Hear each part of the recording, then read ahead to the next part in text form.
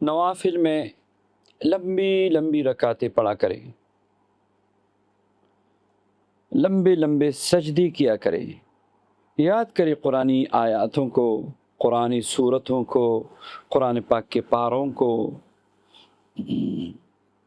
مثلا 30واں پارہ یاد کریں، اور 30ویں پارے میں کتنی صورتیں ہیں، تو نوافل میں پڑھا کرے۔